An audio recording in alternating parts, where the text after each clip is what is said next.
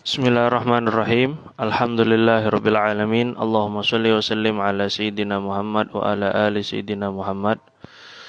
Subhanaka la ilma lana illa ma 'allamtana innaka antal alimul hakim. Wa ma as'alukum alaihi ajra in ajriya illa 'ala Allahil ladzi fatarani rabbil alamin. Kita baca tawassul terlebih dahulu. Al-Fatihah hadratin Nabi SAW wa ila abaihi wa ikhwanihi minal anbiya wal mursalin wa azwajihi wa abnaihi wa banatihi wa junudihi wa ansarihi wa sahabatihi al-kiram jema'in wa jami' awliyaillah wa asfiyai wa syuhada wa salihin min masyarikil ardi ila magharibiha barriha wa bariha khususan sadatina al-alawiyyin wa bil khusus sayyidina al-muhajir Ahmad bin Isa wal faqih al-muqaddam Muhammad bin Ali Ba'alawi wa amil faqih Sayyid Ali Muhammad Sahih Mirbat wal faqih al-muqaddam al-thani al-habib Abdurrahman Muhammad Segaf Jadina al-a'zam Sayyid Abdul Malik bin Alwi Azamat Khan wa usulihim wa furu'ihim Syekh Abdul Qadir Al-Jilani Syekh Bakar bin Salim Syekh Abil Hasan Asyadili wa jami' masyayikhina wa walidina wa salafina salihin khususan al-imam Abi Isa Muhammad bin Isa At-Tirmidzi binati anna Allah yu'li darajatin fil jannah wa kathir mathubatin wa dhaif hasanatihim wa yafadhna bi yanfa'na bihim wa yu'id alaina wa auladina wa azwajina wa tulabina wa ikhwatina wal muslimina min barakatihim wa asrarihim wa anwarihim wa ulumihim wa nafahatihim fid dini wad dunya wal akhirah wa yashuruna fi zumratihim yawmal qiyamah istajib da'awatina bi barakatihim ala hadhihi niyat wa ala kunatin salih ila hadratin nabi sallallahu alaihi wasallam bi alfi al-fatihah. A'udzu billahi minasyaitonir rajim. Bismillahirrahmanirrahim. Alhamdulillahirabbil alamin arrahmanir rahim maliki yaumiddin. Iyyaka na'budu wa iyyaka nasta'in ihdinas siratal mustaqim siratal ladzina an'amta 'alaihim ghairil maghdubi 'alaihim waladdallin. Rabbighfirli wa liwalidayya wa lil mu'minina amin.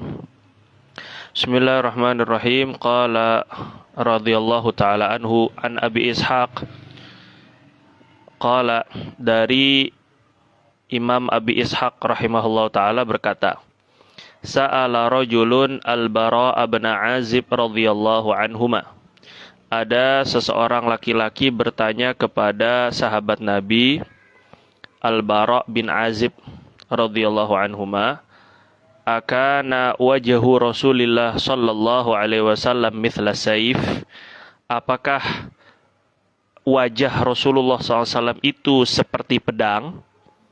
Qala, maka Sayyidina Al-Bara', sahabat Nabi, beliau berkata, la bal mithlal qamar, tidak, tetapi seperti bulan.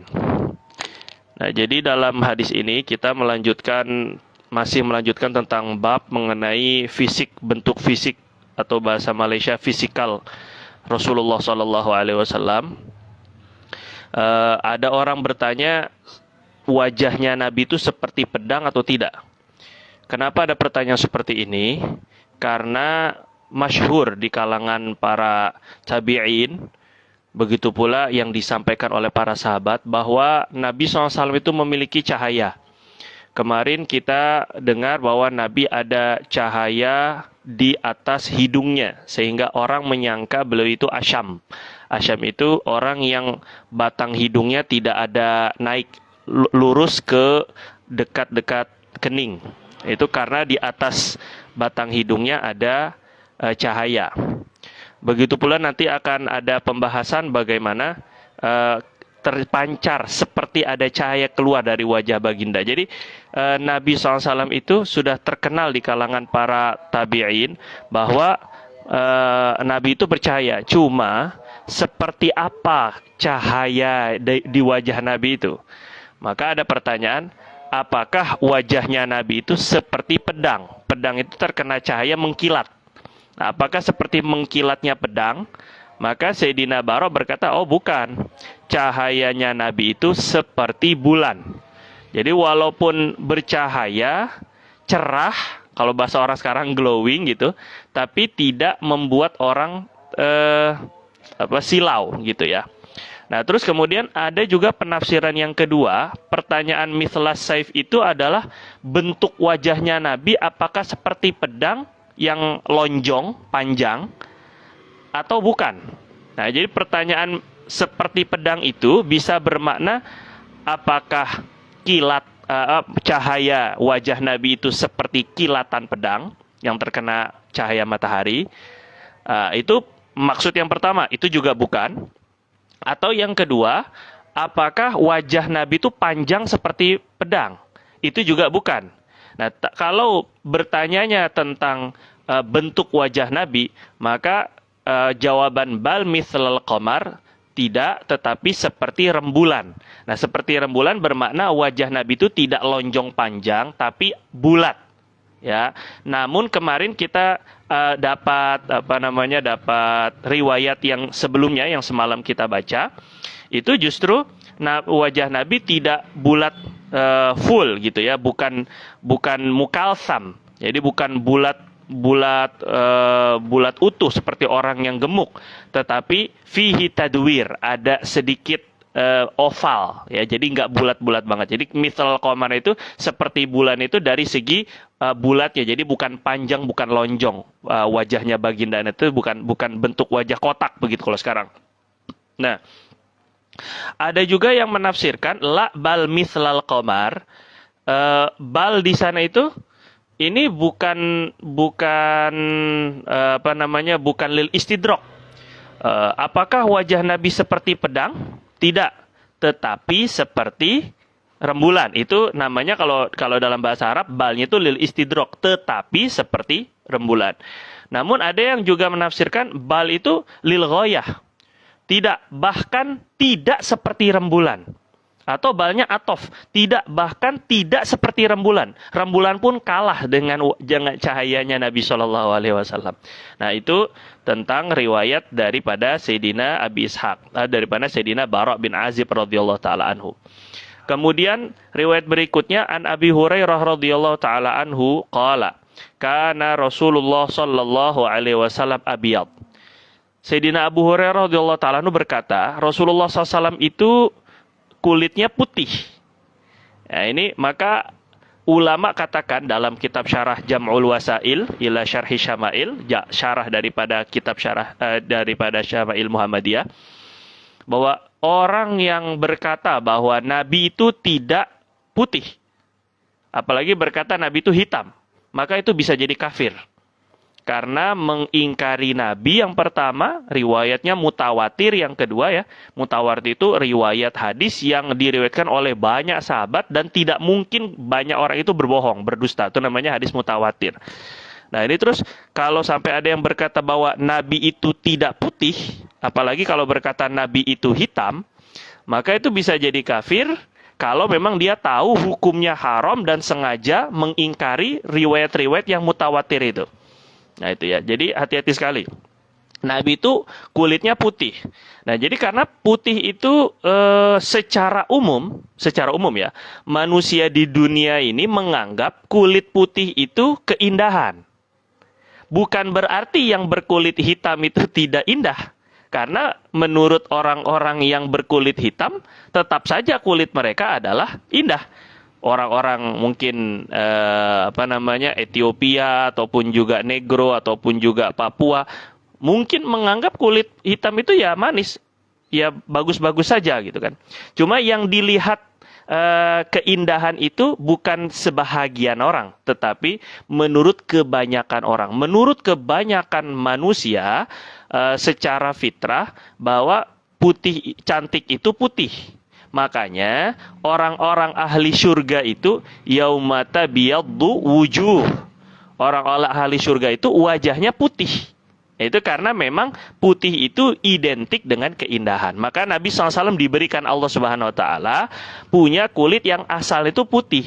Nah, cuman ini dilengkapi dengan riwayat-riwayat yang kemarin bahwa putihnya itu musyrab ya, musyrab bil humrah, artinya ada campuran kemerah-merahannya. Putihnya cerah tapi kemerah-merahan, ada campuran merah. Jadi bukan putih yang amhak, bukan putih yang sangat bule gitu ya. Ka'annama sigha min fiddah, seolah-olah putih cerahnya itu walaupun kemerahan itu seolah-olah seperti dilapisi dengan perak, jadi berkilau begitu ya. Perak itu kilaunya, bukan seperti warna putihnya perak, tapi seolah-olah ka'annama, ini tasbih ya, penyerupaan aja.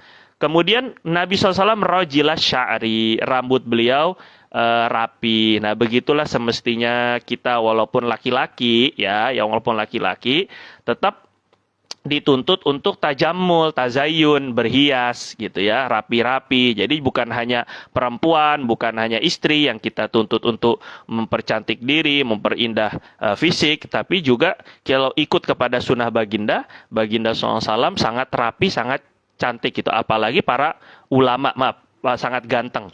Apalagi para ulama atau asatizah ini sebaiknya gitu ya ikut mengikuti dengan sunnah baginda Nabi SAW itu tetap berhias gitu ya. Bukan karena agar orang lain puji biar ganteng lah ataupun handsome, bukan. Tetapi yang diinginkan adalah ikut kepada Nabi, dan memang Allah Subhanahu wa taala dalam sebuah hadis, innallaha jamil yuhibbul jamal. Sungguhnya Allah itu indah dan suka sekali dengan yang indah. Tapi sekali lagi untuk Allah, jadi bukan untuk makhluk. Kemudian hadis berikutnya, an Jabir bin Abdullah radhiyallahu taala anhuma, anna Rasulullah sallallahu alaihi wasallam qala, dari Sayyidina Jabir bin Abdullah bahwasanya Rasulullah sallallahu alaihi wasallam bersabda, "Urida 'alayyal anbiya'u", ditampilkan, dipajangkan, diperlihatkan kepadaku para nabi-nabi.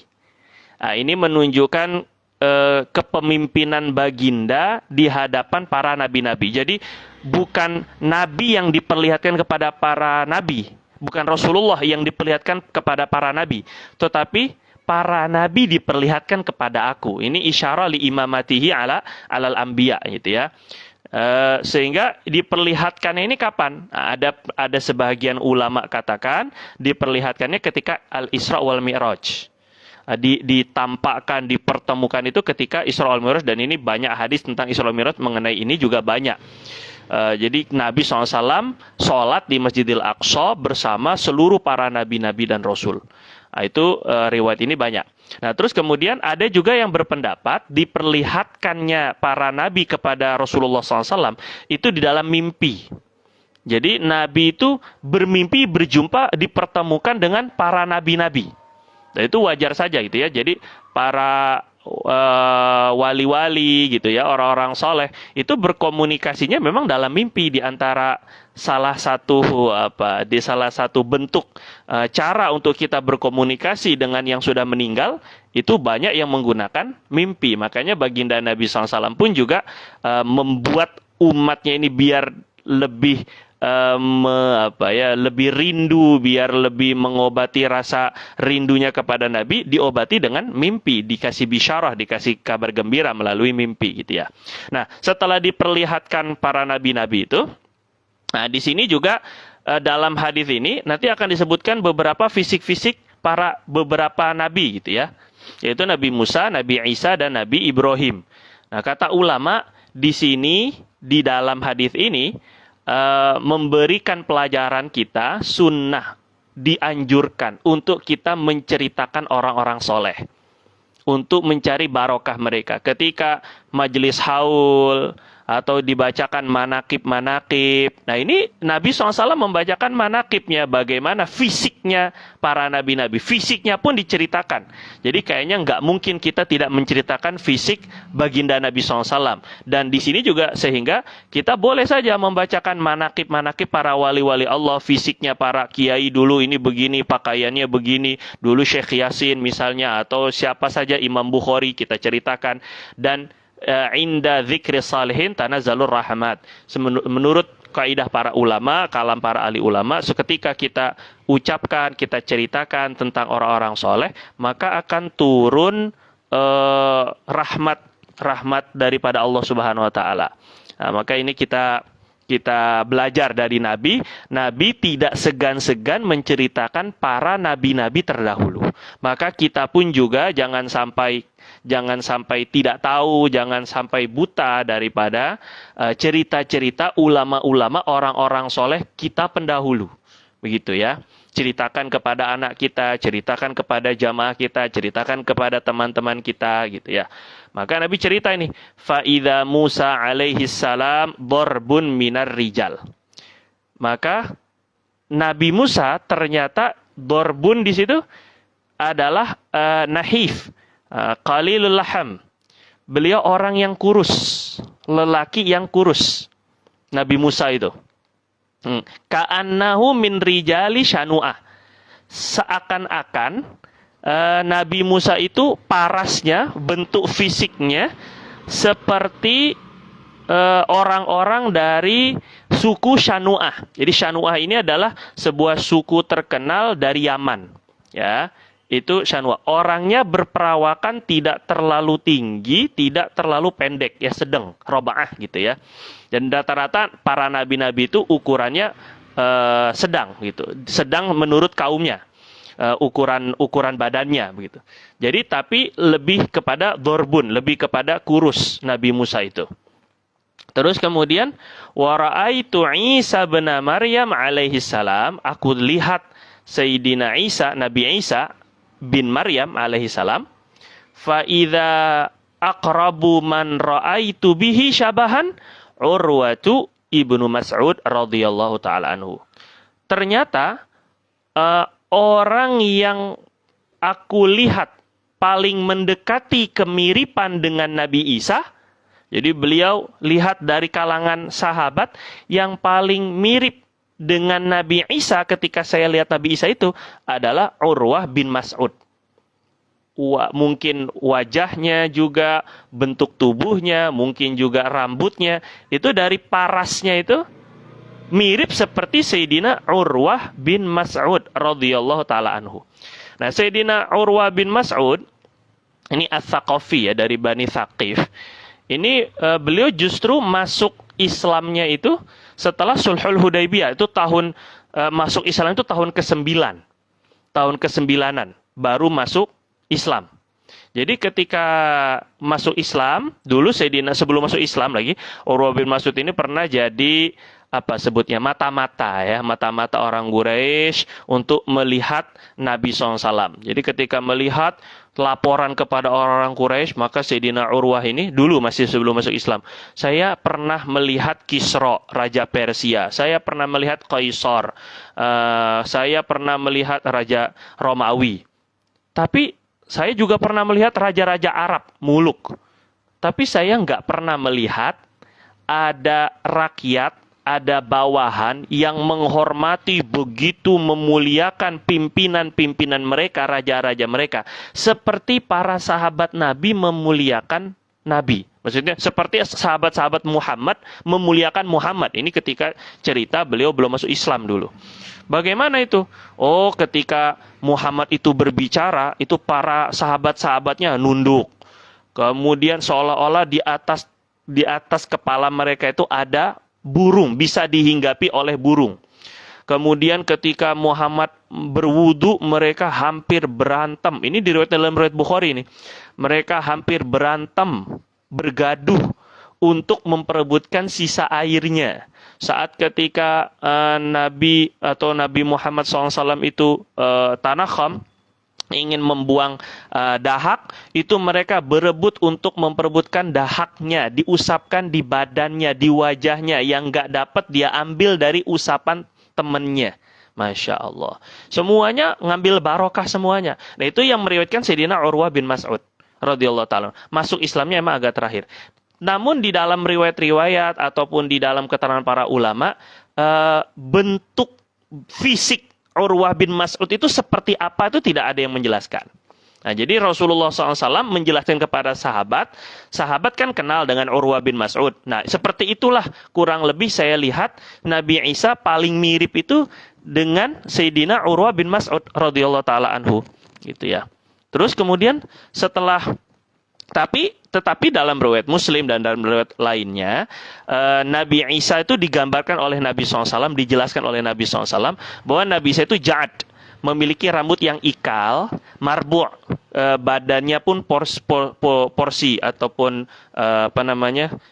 bentuk tubuhnya itu pun juga pertengahan, nggak terlalu tinggi, nggak terlalu pendek. Kemudian beliau asmar atau fihi sumroh, warna kulitnya itu agak kecoklatan. Nah, itu Nabi Isa. Bahkan riwayat lain tuh Adam. Adam itu riwayat kulitnya itu agak lebih gelap. Jadi kalau kita sekarang sawo ya, sawo matang. Jadi lebih ke arah itu. Jadi agak kemerahan, tapi kadang-kadang kalau kena terik matahari jadi lebih gelap. itu warna kulit Nabi Isa. Nah, sedangkan yang kita lihat sekarang, lukisan-lukisan yang ada tentang Yesus gitu ya, tentang Nabi Isa, itu macam-macam tergantung dari mana sukunya. Nah, itu ya, kalau kita percaya dengan apa yang disampaikan oleh baginda Nabi SAW saja. Terus kemudian yang ketiga, setelah menceritakan Nabi Musa dulu, karena kenapa ceritakan Nabi Musa? Karena Nabi Musa dan Nabi Isa adalah dua nabi yang paling besar di kalangan Bani Israel. Perjanjian lama, perjanjian baru, kan begitu. Yahudi dengan Nasrani. Jadi ini menceritakan dua nabi ini, juga diantaranya juga agar mantan Yahudi, mantan Nasrani itu merasa bahwa agama yang dibawa oleh Nabi SAW itu juga yang dibawa oleh Nabi Musa dengan Nabi Isa, gitu ya. Jadi nggak ada perbedaan, gitu ya. Masuk ke dalam Islam itu karena memang disempurnakan dan memang terjaga agamanya, gitu. Nah, kemudian yang ketiga, ceritakan tentang Nabi Ibrahim. Kenapa Nabi Ibrahim? Wa ra'aitu Ibrahim alaihissalam. Di antara hikmahnya menceritakan Nabi Ibrahim, karena Nabi Ibrahim adalah bapak moyang dari seluruh orang-orang, kebanyakan orang-orang Arab Mekah. Nah, ketika itu Nabi Ibrahim sebutnya Abul Anbiya. Ya, baik keturunan daripada Israel, Nabi Yakub, ataupun juga dari Nabi Ishak tentunya, maupun juga daripada orang-orang Arab dari keturunan Nabi Ismail alaihissalam. Maka ceritakan tiga nabi ini. Wa ra'aitu Ibrahim alaihissalam, dan aku melihat Nabi Ibrahim alaihissalam, fa idza aqrabu man ra'aitu bihi syabaha sahibukum, yakni nafsahu. Ternyata yang paling mirip, orang yang paling mirip yang pernah saya lihat, yang paling mirip, yang paling dekat kemiripannya, akrabu syabahan, paling dekat kemiripannya dengan Nabi Ibrahim, sahibukum, sahabat kalian ini, yakni nafsahu, maksudnya diri beliau sendiri. Jadi Nabi SAW merasa paling mirip fisiknya dengan fisiknya Nabi Ibrahim. Jelas ya? Jadi bahkan dalam sebuah hadis Nabi SAW katakan, ana ashbahu waladi Ibrahim bihi, aku adalah keturunan Nabi Ibrahim yang paling mirip dengan Nabi Ibrahim, dengan beliau, Masya Allah. Jadi beliau mirip dengan kakeknya, itu Nabi Ibrahim, datuknya itu Nabi Ibrahim. Nah, sekarang Nabi Ibrahim ini saat ketika Nabi SAW menyebutkan bahwa yang paling mirip dengan Nabi Nuh itu sahibukum. Coba lihat perkataan Nabi ini, sahabat kalian ini. Jadi Nabi itu menyebut dirinya itu sahabat kalian ini nih, saya maksudnya. Jadi nggak bilang Nabi Yukum, saya nih, Sayyidukum, pimpinan kalian. Enggak, Nabi bilang yang paling mirip dengan Nabi Ibrahim itu saya lihat adalah sahabat kalian, yaitu saya. Jadi Nabi menganggap para sahabat, dan itulah Nabi SAW. Saking terlampau rendah hatinya, beliau tidak menyebut para sahabat itu murid. Coba ini, nggak disebut tulab misalnya, ataupun juga jamaah, nggak, disebut ashab. Ini sahabat antum, ashabi kan nujum, para sahabat-sahabat, disebutnya sahabat. Jadi orang-orang yang belajar dengan Nabi itu, Nabi anggap teman, seolah-olah sepantar. Dan ini yang dipakai, bahasa sahabat ini dipakai oleh ulama-ulama terdahulu. Jadi kalau dahulu orang ulama mazhab Imam Syafi'i, maksudnya yang belajar dengan Imam Syafi'i, itu disebut ashabu Syafi'i. Enggak disebut tulab Syafi'i, murid-muridnya Imam Syafi'i, bukan, tapi ashab, sahabat-sahabatnya Imam Syafi'i. Karena mereka terlampau terlampau merendah hati. Jadi nggak nganggap murid ini kita sahabatan. Begitu lebih kurang, Masya Allah. Nah, jadi yang paling mirip dengan Nabi Ibrahim ini, itu sahabat kalian. Itu Rasulullah SAW sendiri yang beliau maksud. Terus yang keempat, yang Nabi ceritakan, wa ra'aitu Jibril. Setelah menyebutkan nabi-nabi dari kalangan manusia, maka Nabi Rasulullah SAW menyebutkan, wa ra'aitu Jibril alaihi salam fa idza aqrabu man ra'aitu bi syabahan Dihyah. Aku lihat Jibril, dan ternyata orang yang aku pernah lihat yang paling dekat kemiripannya dengan malaikat Jibril adalah Dihyah. Nah, ini sahabat Nabi namanya Sayyidina Dihyah Al-Kalbi radhiyallahu taala anhu. Nah, jadi ini Sayyidina Jibril itu seolah-olah dianggap oleh Rasulullah SAW sebagai nabi. Jadi maksudnya adalah nabi, ataupun maksudnya karena beliaulah yang menjadi asbab kebanyakan para nabi mendapatkan wahyu. Jadi biasanya wahyu itu diturunkan melalui langsung oleh malaikat Jibril. Jadi dianggap seolah-olah malaikat Jibril adalah nabi dari kalangan malaikat gitu ya. Nah, yang paling mirip rupanya dan memang dalam riwayat sahih bahwa malaikat Jibril itu kalau lagi menyerupai jadi manusia, yang paling sering diserupakan itu adalah Sayyidina sahabat Nabi Dihyah Al-Kalbi radhiyallahu taala anhu. Dikatakan Sayyidina Dihyah ini memang terkenal ketampanannya. Itu Sayyidina Dihyah itu paling ganteng, paling handsome di antara para sahabat, itu di antaranya Sayyidina Dihyah. Dan Sayyidina Dihyah ini hampir-hampir dulu menikahi Sayyidatuna Sofiyah binti Huyai bin Akhtab. Jadi setelah dulu Sayyidatuna Sofiyah adalah keturunan Bani Mustalik, orang-orang Yahudi dulu ya, setelah kalah perang, terus kemudian tertawan. Nah, Sayyidatuna Sofiyah ini anak pimpinan daripada kaum Bani Mustalik saat ketika itu. Sayyidina Dihyah yang dapat. Tapi karena melihat ini adalah pimpinan suku, anak pimpinan suku, maka beliau berikan kepada Rasulullah Shallallahu Alaihi Wasallam. Kemudian hadis berikutnya An Ibni Abbasin radhiyallahu taala anhuma, kana Rasulullah Shallallahu Alaihi Wasallam aflajat thaniyatain. Rasulullah SAW itu aflaj, renggang antara kedua gigi depannya. Nah, jadi sebenarnya bukan hanya dua gigi depan. Jadi sania itu gigi yang di depan itu namanya gigi dua gigi depan itu ya. Sanaya itu gigi-gigi yang ada di depan. Nah, aflaj itu renggang. Jadi bukan renggang yang jelek gitu ya, renggang sampai kelihatan bolong-bolong renggang-renggang, bukan. Tapi yang dimaksud itu tertata rapi. Nah, itu maksudnya. Jadi nggak terlalu rapat sampai gingsul, sampai bertumpuk, yaitu tuh enggak tertata rapi, itu maksudnya. Idza takallama ru'ya kan-nuri yakhruju min baini thanayahu. Apabila beliau berbicara, maka akan terlihat seperti ada cahaya yang keluar dari sela-sela gigi-gigi depannya. Masya Allah.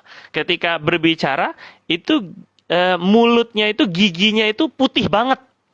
Seolah-olah bercahaya. Seolah-olah seperti ada cahaya keluar, tapi nggak menyilaukan. Jadi senang kita melihatnya, giginya Nabi SAW itu putih, bersih, begitu. Seperti cahaya ketika beliau berbicara. Nah, ini Nabi SAW itu juga mendapatkan keistimewaan seperti itu. Ya.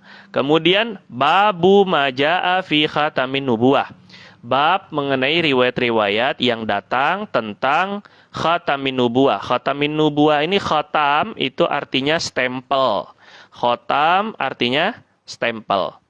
Ya. Stempel kenabian, cap. Stem bahasa Inggrisnya kan, stem kenabian, stempel kenabian, cap kenabian.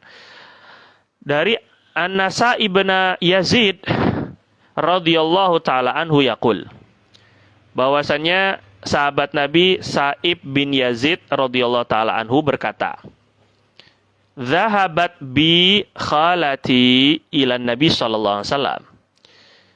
Bibiku, khalah itu saudara ibu ya. Bibiku dari sebelah ibu datang dengan membawa aku kepada Nabi. Aku dibawa oleh tante, oleh aunty, oleh bibiku kepada Nabi SAW. Dulu Sa'ib bin Yazid ini masih kecil, dibawa kepada Nabi SAW. Faqalat, kemudian bibiku itu berkata, "Ya Rasulullah, wahai baginda, inna bena ukhti waji'un." Sesungguhnya anak saudari saya ini sedang sakit. Coba perhatikan ini ya. Anak saudari saya berarti ponakan. Keponakan saya ini lagi sakit, Nabi. Nah, ada keterangan dalam riwayat lain, sakitnya Sayyidina Sa'ib itu di kaki, ada yang mengatakan di kepala. Gitu. Yang penting pokoknya ada sakitnya. Tapi coba lihat, sakit itu datangnya kepada siapa? Nabi. Jadi Nabi itu juga dokter gitu ya. Jadi dan ini bukan dianggap apa ya? Bukan dianggap Nabi itu nggak mensyirikkan atau kamu kalau mintalah kepada Allah misalnya. Enggak. Jadi datang kepada Nabi itu minta doa, minta barokah. Jadi ngalap barokah atau tabarruk itu suatu hal yang sudah wujud di kalangan para sahabat itu. Jadi biasa saja gitu nyari barokah itu. Bukan menuhankan Nabi gitu kan. Nabi nggak bilang, "Oh, sakit, ya udah sholat aja 2 rakaat langsung minta kepada Allah Subhanahu wa taala." Kan enggak. Ternyata ini datangnya kepada Nabi itu, ngadunya kepada Nabi. Coba apa yang Nabi lakukan? Famasaha ra'si. Nabi usap kepalaku. Nabi mengusap kepalaku dengan usapan tangan yang mulia, Masya Allah. Dalam riwayat lain, karena usapan kepala Nabi ini, usapan tangan Nabi di kepala Sayyidina Sa'ib bin Yazid itu, walaupun sudah berusia lanjut, bekas usapan Nabi tetap kepalanya itu atau rambut kepalanya hitam, nggak ada ubannya. Masya Allah. Walaupun usianya sudah lanjut. Jadi semua kepalanya putih, tapi bahagian yang kepala atas yang diusap oleh Nabi itu tetap berambut hitam. Masya Allah. Ini barokah ini. Kemudian wada'ali bil barokah, diusap kepalanya, minta barokah. Jadi kita sekarang minta doa ke habaib, minta ulama, ke maulana, ke syekh, minta doa bawa anak, diusap kepalanya. Ini ngikuti sunnah para sahabat karena al ulama warathatul anbiya. Para ulama itu adalah para pewaris para nabi. Nah, jadi ketika Nabi SAW berdoa meminta barokah, wada'ali bil barokah. Nabi berdoa untuk saya agar mendapatkan barokah. Ya barakallahu fiik, semoga Allah memberkahi kamu. Itu pun dengan doa kayak gitu dari Nabi walaupun sekali. Udah seumur hidup itu. Sampai akhirat barokah terus. Masya Allah. Beruntung sekali Sayyidina Sa'ib bin Yazid. Jadi Sayyidina Sa'ib bin Yazid ini dalam diriwayatkan karena asbab barokah ini kata beliau udah usia 94 tahun. Bayangkan ini, usia beliau sampai 94 tahun, tapi pendengarannya masih kuat, matanya masih jernih, badannya masih bagus, kesehatannya masih prima. Allahu Akbar. Kata beliau ini karena barokah doa Nabi. Barakallahu fik. Jadi kita ya jangan meremehkan doa dari siapapun. Kita minta doa dari orang-orang tua kita, dari para guru-guru kita, dari ustadz-ustadz kita, dari siapa saja kita minta doa agar dapat barokah. Dari siapa saja. Ya, karena kita nggak tahu dari siapa Allah akan mengabulkan doa itu untuk kita. Wa tawaddoa. Coba, pertama Nabi usap. Kedua, Nabi doakan. Yang ketiga, Nabi wudu. Tawaddoa, Nabi wudu. Fasyaribtu min wadu'ihi. Perhatikan dengan baik ini. Aku meminum dari bekas wudunya Nabi. Sayyidina Sa'ib. Jadi obatnya Sayyidina Sa'ib bin Yazid itu justru adalah air bekas wudu. Jadi kalau sekarang itu ada yang minum air atau bekas minumnya para kiai, itu wajar. Wajar ya, karena tadi itu, karena prinsip mereka ini adalah para pewaris para nabi, itu wajar sekali. Jadi kalau kita tuh santri di pondok, itu udah biasa, ustadz atau kiai minum dikasih minum di meja, terus kemudian gak habis, terus sisanya tuh diminum sama santri, itu ngikuti ini. Bahkan ini lebih hebat lagi nih Sayyidina Sa'ib, dan gak perlu merasa jijik gitu ya. Bekas wudunya Nabi. Sisa air wudunya Nabi itu, Nabi wudu, sisa air wudunya itu diminum. Bukan hanya diusap di badan, diminum oleh Sayyidina Sa'ib bin Yazid sebagai obat. Subhanallah. Terus ini bekas wudu ini pun juga pernah Nabi lakukan, Nabi percikkan itu kepada Sayyidina Sa'ad bin Abi Waqqas radhiyallahu taala anhu saat ketika beliau mau rasa-rasa mau meninggal dunia, maka Nabi SAW datangi, ternyata sakit tapi masih ada umur, Nabi obati dengan dipercikkan air bekas wudunya Nabi SAW. Jadi air bekas wudu kita itu yang menetes dari badan kita itu dosa kita. Itu dalam hadis ya, sahih itu kan. Air wudu kita itu membawa dosa-dosa kita. Tapi air bekas wudunya Nabi SAW itu barokah. Nabi nggak ada dosanya. Nah, terus kemudian akhirnya dari sinilah ulama khususnya mazhab Imam Syafi'i mengatakan bahwa air bekas wudu atau disebut air mustakmal itu adalah air suci. Itu ya, jadi tidak najis. Itu dari hadis ini, karena masih bisa diminum buktinya. Seandainya itu najis tentu nggak bisa diminum kan. Seandainya nggak boleh dipakai lagi itu tentu nggak boleh diminum. Ini masih bisa diminum. Wakum tuh dilanjutkan Sayyidina Sa'ib bin Yazid melanjutkan ceritanya. Jadi setelah di 3 terapinya Nabi itu dengan cara diusap kepala, ya, kemudian didoakan barokah, yang ketiga meminum bekas wudunya Nabi SAW. Wa qumtu khalfa dhahri. Langsung bisa jalan-jalan tuh. Kan tadi saya bilang bahwa penyakitnya Sayyidina Sa'ib itu kan di kaki ya. Sebagian ulama katakan di kaki, sebagian di kepala. Terus langsung wa qumtu. Langsung bisa bangun. Saya bangun, berdiri. Namanya anak-anak kan. Bangun, berdiri, suka lari sana, lari sini gitu. Jalan sana, jalan. Jadi depan Nabi itu berdiri, kemudian langsung khalfa zohri, main-main di belakang punggungnya Nabi SAW. Bahunya Nabi, belakangnya Nabi. Fanadhartu ilal khatam baina katifaihi. Maka aku bisa melihat, kata Sayyidina Sa'ib itu, aku bisa melihat ketika aku masih kecil kepada khotam, kepada stempel kenabian, cap, atau kalau kita tanda kenabian di antara kedua bahunya Nabi. Jadi ada sebagian ulama mengatakan di tengah, tepat di atas itu punggung bagian atas, punggung bahasa Indonesia ya, bahu atas di tengah-tengahnya. Ada sebagian agak sedikit ke kiri gitu ya. Ada sebagian katakan agak sedikit ke kanan, itu sesuai, ada beberapa riwayat. Tapi yang paling masyhur ini, baina katifaihi. Jadi khatamun nubuwah, cap kenabian. Setiap para nabi itu memiliki tanda kenabian seperti ini. Kalau kita ada tanda lahir ya, bentuknya mungkin seperti tai lalat begitu kan. Nah, kalau para nabi, semua para nabi harus memiliki tanda ini di badannya.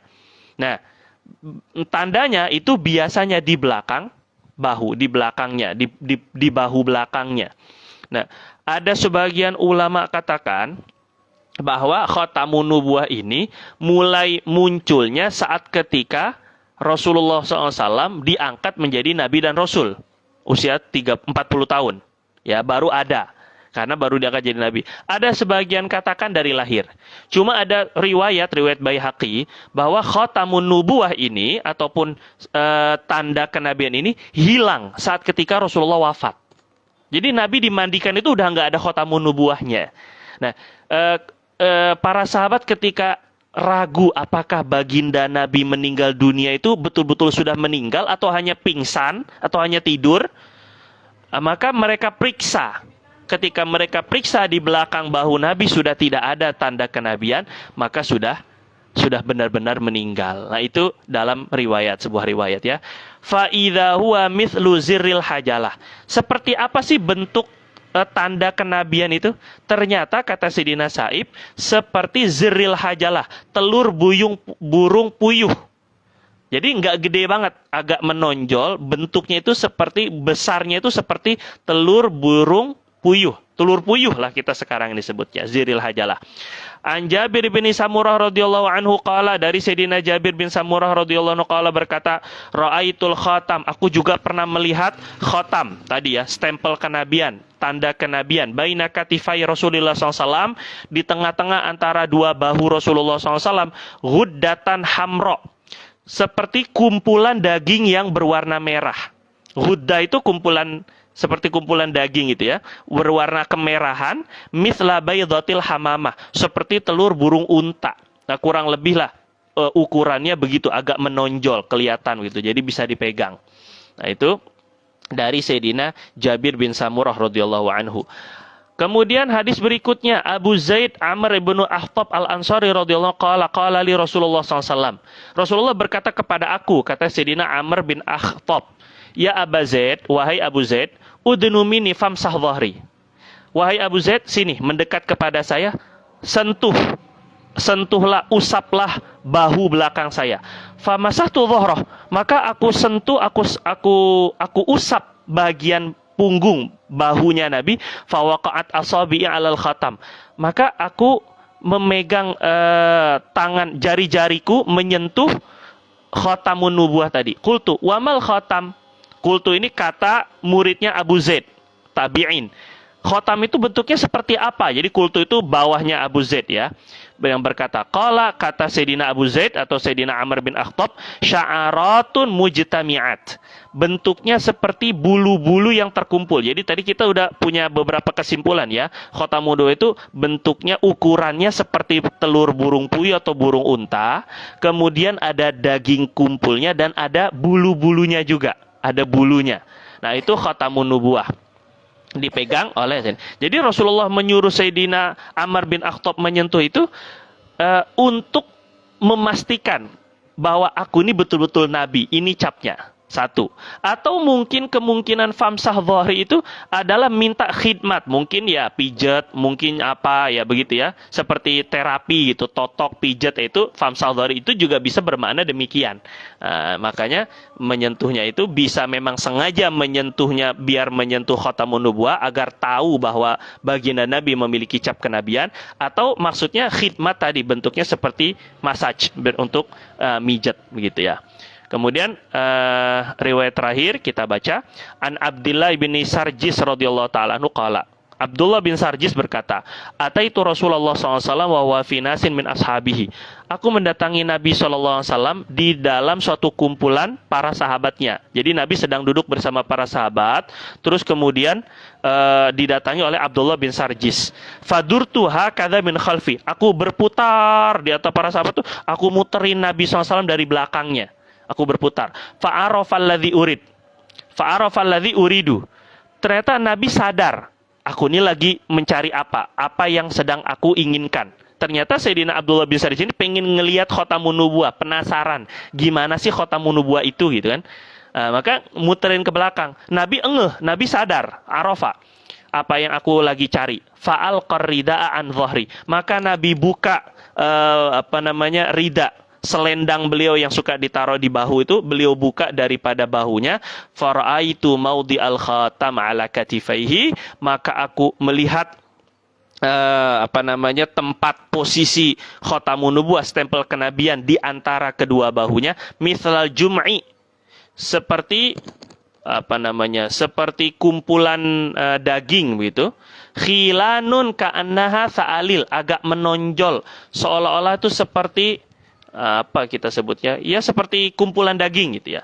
Faraja'tu hatta staqbaltuhu, maka kemudian ketika aku udah tahu maka aku lihat, aku kembali menghadap ke depan. Faqultu, maka aku berkata, ghafarallahu laka ya Rasulullah, semoga Allah mengampuni dirimu wahai Nabi. Faqala walaka, semoga engkau juga. Ini juga kalau kita didoakan oleh orang, maka kita balas doanya, semoga engkau juga demikian.